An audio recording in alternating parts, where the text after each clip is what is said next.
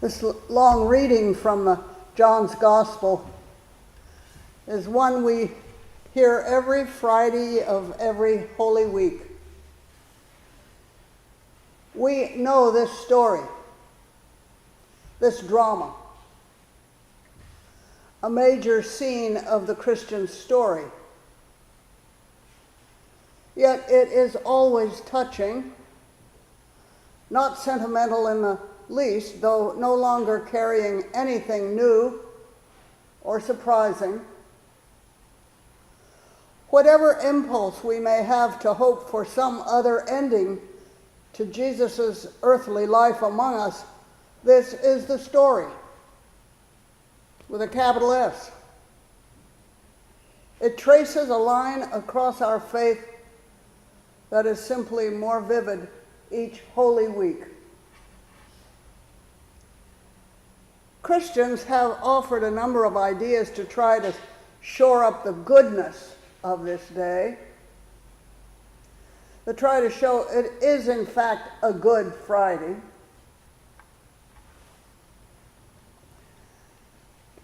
Jesus petitioned the Father to forgive the soldiers. Father, forgive them, for they do not know what they're doing. He gave salvation to the thief on the cross. I tell you the truth, today you will be with me in paradise.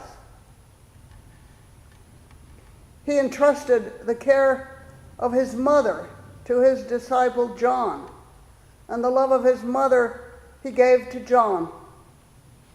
He said unto his mother, Woman, behold thy son, then said to the disciple, Behold thy mother. He quoted the words of a psalm, a very important psalm that should have opened their eyes, pricked their hearts. My God, why have you forsaken me? He spoke of his thirst, so that prophecy would be fulfilled in their hearing. He declared to them that the work for which the Father had sent him was in fact complete. He said, it is finished.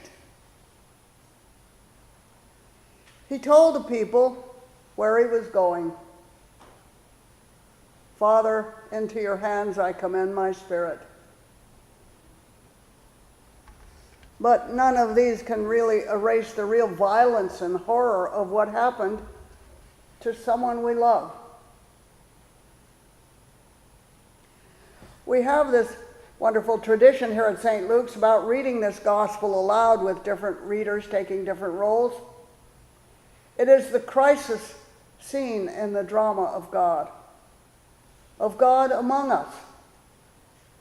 And it often seems as if the trial, the hysterical mob, the soldiers casting lots, one criminal asking for help, the other mocking Jesus, or the mourning women watching, become the main dramatic elements, the main pieces of the story.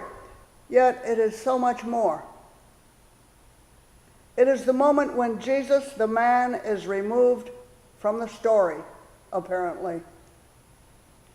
Even the fact that we know Jesus, our God, will return does little to lessen the dark moment of loss. We can believe, in spite of all we know, that it is finished. It is, I suppose, inevitable that humans see these passages as loss, as the end of a salvation story, as a death of God. Even our experience of Easter, after Easter, we know that crucifixion kills. There is real agony, real loss, real humiliation. T.S. Eliot wrote in response to that universal dilemma, and yet we call this Friday good.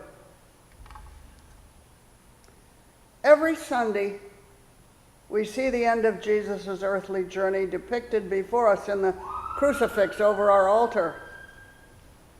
Not all Christian churches depict it so starkly, but there is a part of the Christian story that is always about this day.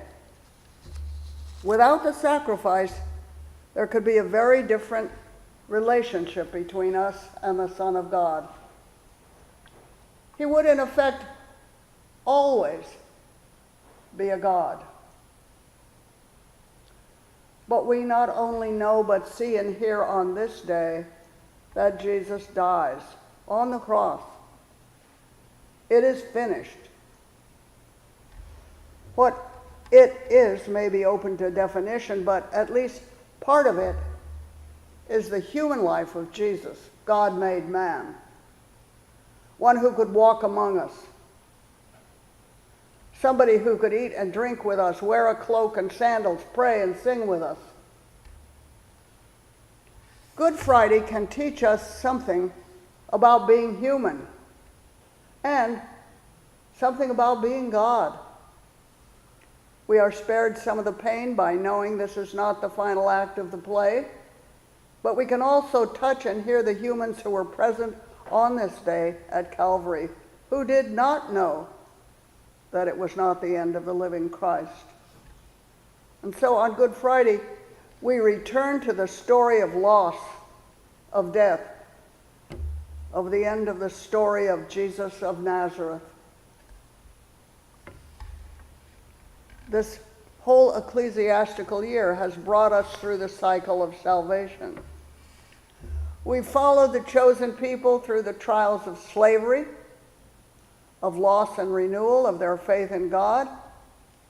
We have spoken of the world, the flesh, and the devil. And we've also seen the joy of salvation.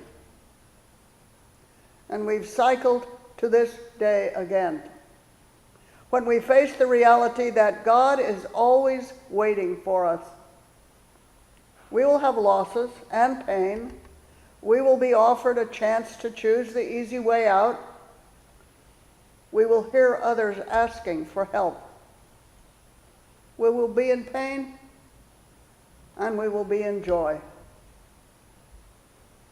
Today is the good day, the Good Friday. God has intervened for us. And if we weep, let it be in thanksgiving. Sacrifice and love are not heretical. Let us rejoice and be glad. Amen.